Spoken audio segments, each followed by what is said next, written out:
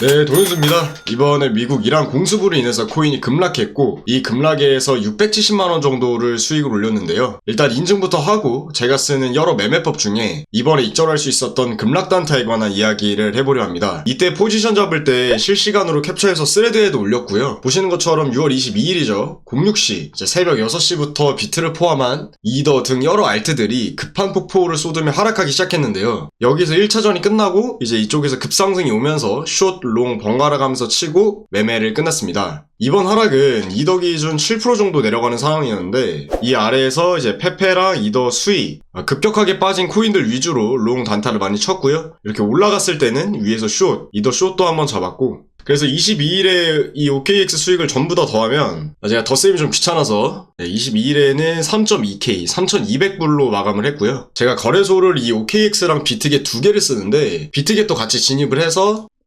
여기는 24일이고 이 아래서부터 요렇게까지가 22일 매매거든요. 전부 다 더하면 1750불인가? 네, 그렇습니다. 아무튼 그래서 OKX 비트겟 두 개 더하면 4,950달러고 원화로 670만 정도 되겠네요.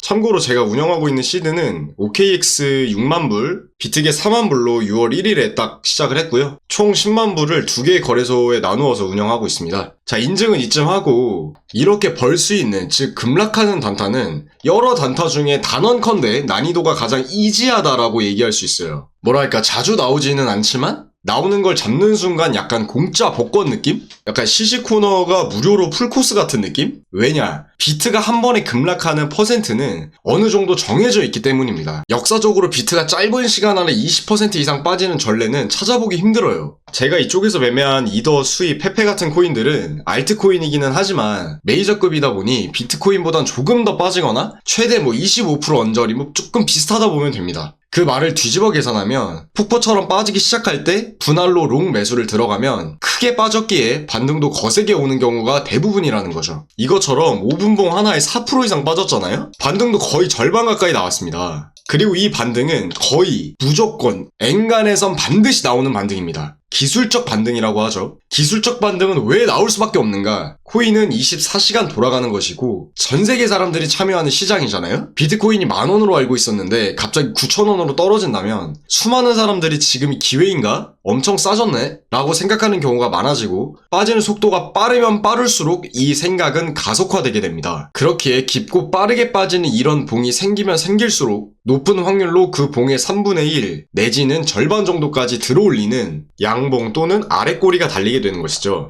이 지점에서 롱을 잡았다면 이 반등을 먹을 수 있을 것이고 급하게 빠지는 여기서 롱을 쳤다면 계속해서 돈이 복사가 되는 거죠. 즉슨 한 봉에 3% 이상 급격하게 빠지는 차트가 그려진다면 최대 20%까지의 하락을 미리 생각하며 가진 시드를 분할해서 확률을 조금씩 쳐보는 것입니다. 그리고 단언컨대 이 매매는 다른 매매들보다 난이도가 가장 이지하다. 다시 한번 말씀드립니다. 왜 why? 미친 듯 밑으로 박을 때 그냥 롱 딸깍. 더 내리면은 물량 조금 더 실어서 딸깍. 반등 오면은 정리. 문제는 이렇게 급하게 빠지는 건 쉽게 나오는 차트가 아니라는 건데 그래도 이렇게 빅 이슈가 있거나 앞으로 또 미국 이란이 어떤 이야기가 터질지 모르니 급락대처법은 알고 있는 게 여러모로 좋다고 생각합니다. 청산 방어에도 유리하고요. 또 마찬가지 이야기지만 이렇게 급하게 오르게 되면 반드시 오른 거에 대한 조정이 오게 되거든요. 그래서 위에서 숏을 쳤다면 이 정도의 조정을 한 번 더 감아볼 수 있는 거죠.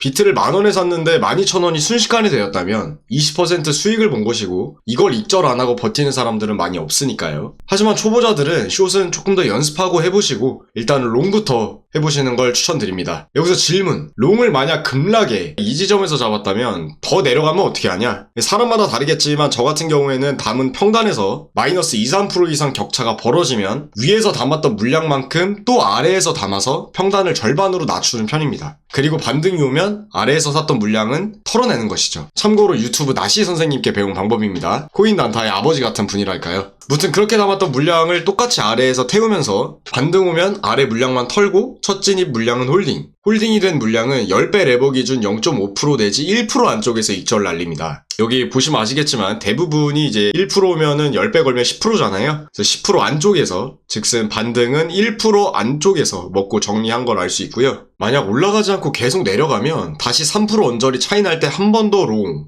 순환매를 돌려가며 계속 따라붙다 보면 언젠가 제대로 된 반등이 올 수밖에 없고 급락은 그 타이밍이 굉장히 속도감 있게 전개가 된다라는 겁니다. 흔히들 사기치는 유튜버들이 주로 얘기하는 몇 초, 몇 분 만에 얼마 벌기와 같은 매매가 이런 차트에서 실제로 그려질 수 있는 것이죠. 얼마 전 올렸던 미장 나스닥 매매 영상도 마찬가지입니다. 급락에 과감히 사고 분할을 쳐가며 리스크를 줄였죠. 덕분에 좋은 결과가 있었고요. 코인은 청산의 리스크가 생기지 않을 정도로 배율을 낮추고 확실한 자리, 이런 급락하는 자리에서 롱을 친다면 높은 확률로 익절할 수 있고 제가 이번에 그 방법으로 매매했다는 점, 더불어 이런 자리와 이런 자리에서 롱을 치려면 몇 가지 조건이 필요한데 첫 번째로 분할에 대한 원리를 이해하는 겁니다. 반등이 3% 빠지고 올지 6% 빠지고 올지 8% 빠지고 올지 모르기에 천천히 조금씩 체결시키는 것이 무엇보다 중요한데 여기서는 다행히 7%의 하락 끝에 반등이 와주었지만 여기서 더 빠졌을지 아닐지는 이 당시에는 알 수가 없는 겁니다. 그렇기에 몰빵하는 것은 절대로 손익비가 아예 안 나온다는 점, 특히나 선물은 절대로 안 된다는 점 제발 머릿속에 박아주세요. 시드의 절반도 절대 안 됩니다. 절반 들어가면 10배 기준 20% 하락하면 청산이잖아요? 중간에 물타면 청산가는 더 타이트하게 해질 거고 내가 몇 번을 더 물타더라도 청산가가 20%보다 멀리 있을 수 있도록 생각하며 그림을 그려나가야 합니다. 이것이 선물 매매에 가장 어려우면서도 원리를 이해하면 리스크를 어느 정도는 배제할 수 있는 이유이기도 한데요. 내가 몇 번 더 물탈 수 있고 그렇게 되면 어디까지가 안전마진인지 청산가가 어디이고 보통 코인이 이런 차트에서 몇 프로까지 내려가는지 약손절, 순환매를 대응해야 할지 말지 이러한 것들이 머릿속에서 미리 돌아간 후에 진입을 분할로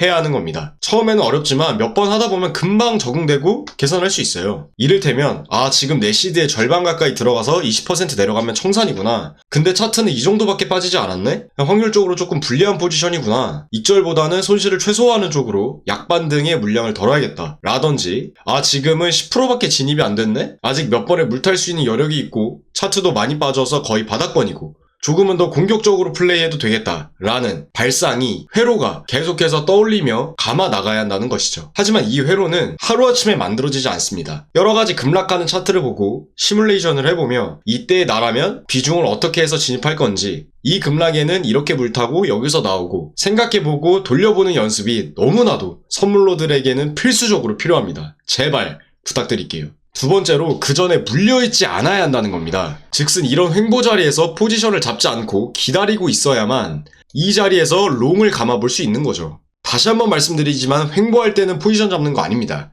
제발 잡지 말라면 잡지 마세요. 이란 공습이 끝난 뒤에 매매도 잠깐 볼까요? 한 번에 급락이 나오고 또 한 번에 횡보를 합니다. 보이시죠? 만약 제가 이 횡보에서 롱을 친다거나 숏을 치면 그건 50대 50 도박이 되는 거예요. 이 동전 던지기를 배제하고 이런 자리들을 찾아야만 복리가 굴러갈 수 있는 거고요. 만약 이 횡보에서 롱을 잡았다면 어떻게 흘렀을까요? 지루한 이 시간들을 계속 지켜봐야 했을 거고 끝내는 반대로 내려가는 차트에 계속해서 급하게 물을 탔을 겁니다. 첫 진입이 너무나도 불리한 위치가 되었기에 수익은커녕 본전 탈출도 바라기가 어려운 상황이 만들어졌겠죠. 아니나 다를까 이 횡보에 잡지 않고 기다리니 2차로 또 추가적인 급락이 나오게 되었고 두 번의 추가 매수 끝에 익절을 할 수 있는 그런 기회가 생길 수 있었던 거죠. 왜 횡보할 때 잡지 않고 기다렸기에 이런 자리를 잡을 수가 있었던 거죠. 여기서 앞으로 올라갈지 내려갈지는 진핑이도 럼프짱도 창펑이 형도 절대 알 수가 없어요. 하지만 이 자리에서 곧 반등이 임박했다라는 것은 선물 단타를 좀 두드려본 사람이라면 80% 내지는 90% 확률까지 알 수가 있다라는 거죠. 제발 이런 50% 자리가 아닌 80, 90% 자리에서 매매하시기를 간곡히 부탁드립니다. 뭔 이상한 보조지표 총출동하지 않아도 이런 5분봉만 보고도 충분히 감아볼 만한 타점이라는 거죠. 제발 무슨 RSI니 MACD니 스토캐스틱 무슨 가짜는 지표들 보고 근해 공식 코스프레하며 끌려다니지 말아주세요. 완벽한 매매법, 예전에 누가 쓰던 무슨 매매법 그런 건 세상에 없습니다. 급격한 변동성이 나올 때 분할과 약간의 매뉴얼이 있을 뿐이죠. 제일 중요한 것은 경험입니다. 경험에서 오는 생각회로 이런 그림에서 이렇게 살아나갔다는 기억, 물렸을 땐 이렇게 대처해서 익절했던 경험 이러한 것들이 쌓여서 순간순간에 대응을 할 수 있게 되고 그것들이 모여 그 사람만의 매매법이 되는 겁니다. 선물은 청산이란 리스크가 있지만 높은 배율을 무리하게 사용하지만 않는다면 10배 안쪽에서 끌어온다면 빠르게 부의 추월 차선으로 끌어줄 수 있는 무기가 되기도 하죠. 선물은 도박이다, 패가망신의 지름길이다 라고들 하지만 우리가 추월 차선을 바꿔 타려면 뭐 약간의 리스크는 갖고 가야 또 공평한 거 아니겠습니까? 아침마다 출근하는 회사원분들, 자영업자분들 열심히 안정적으로 버는데 어떻게 방구석에서 컴퓨터나 만지는 제가 이런 리스크나 고생 하나 없이 부자가 될 수 있을까요? 그거야말로 이기적인 마음이라고 생각하거든요. 오늘의 영상의 포인트는 비중 조절과 급락에 진입하는 것 두 가지로 볼 수 있습니다. 위험한 선물 단타에서 이 두 가지를 완벽하게 체득하고 무기화해서 매매에 임한다면 말도 안 되게 청산당하거나 비단 도박처럼 굴러가기보단 차분하고 확률적인 이야기를 조금 더 해볼 수 있다는 점 제발 기억해 주시기 바랍니다.